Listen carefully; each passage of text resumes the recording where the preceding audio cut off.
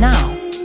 Views from the Parc, an English podcast for all fans of Paris Saint-Germain. Join us for weekly deep dives and discussions pertaining to PSG, only on the PSG Connection.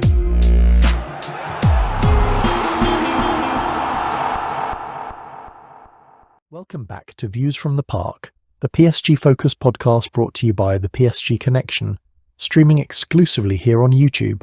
I'm your host Ben, and today we're diving into everything that's been happening around PSG, from player interviews to tactical shifts, upcoming transfer rumours and more. It's an exciting time for PSG, and as always, there's plenty to unpack. Let's get started.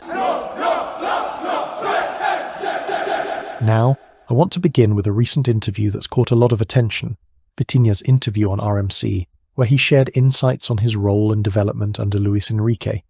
He seemed genuinely pleased with his progress, and it was clear that he sees Enrique as a big influence. But here's the thing.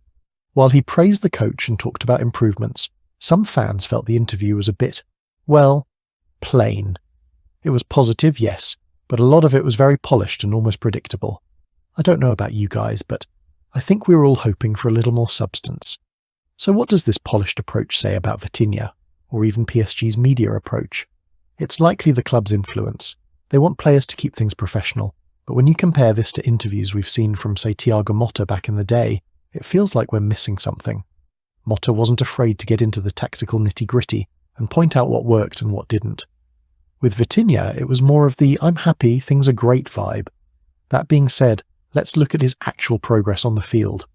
Under Enrique, Vitinha's taken on more defensive responsibilities and moved slightly into a more central role. You can see Enrique wants to build his players into versatile, adaptable roles. But what's key here is that Vitinha hasn't necessarily stepped up as a leading player yet. Sure, he's improving defensively, but he's not quite at the level where he's pushing PSG's style forward, and that's something we'll need to keep watching as the season progresses. Now, speaking of young players, another name that's come up is Désiré Doué. He's a player who's shown flashes of brilliance, no doubt, but there's still a lot of debate about his best role. He's been playing out on the wing, but many fans, and even analysts, feel he might be more effective as a central midfielder, perhaps in a relay role. The question is, can PSG give him the time and space to develop? Doué has a lot of creative potential, but playing on the wing can limit his vision and ability to distribute. Moving him centrally could allow him to control the tempo a bit more, especially since he's a strong passer in tight spaces. That said, he's young, he's learning, and PSG might just have to be patient with him. But if he continues developing at his current rate, we could see him taking on a more significant role soon. And that brings us to an interesting parallel with another young PSG talent, Barcola.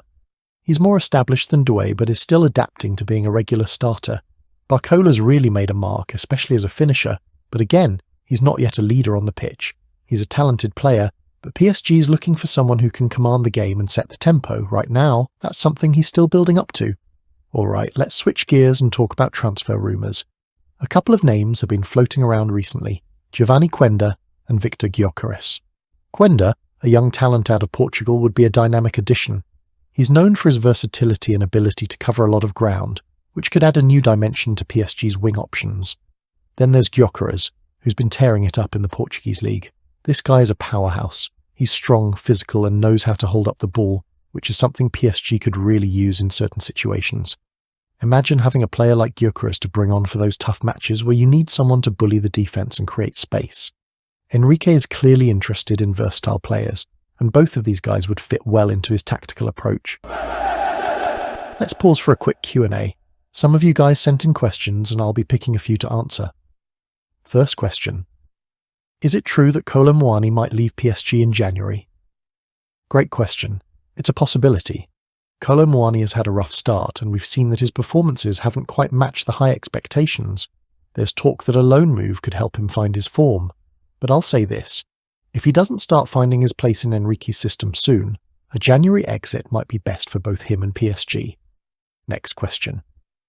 How much does Luis Enrique's system impact the players' performances? Enrique's system is demanding, no doubt. It requires players to be versatile, constantly moving and adapting to different roles on the pitch. For someone like Vitinha, it's an opportunity to expand his game, but for a traditional striker like Kolo Muani, it can feel restrictive. Enrique is all about structure, but that doesn't always match every player's style, which is why we're seeing some players thrive and others struggle. Alright, let's return to a topic that's always big: defence.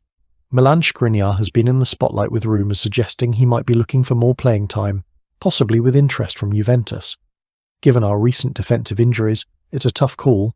We need depth, and Skriniar can bring it, but he's not getting as many minutes as he'd probably like. If Juventus makes a serious offer, PSG might consider it, but letting him go mid-season could leave us vulnerable. And with the Champions League coming up, PSG needs all the defensive depth they can get. Personally, I'd like to see him stay.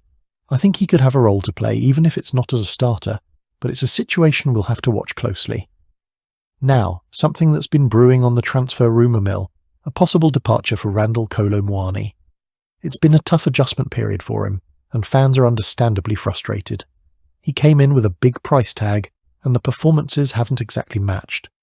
If a club like Manchester United or Arsenal expresses interest, PSG might consider letting him go, especially if it means freeing up resources for someone who better fits Enrique's system.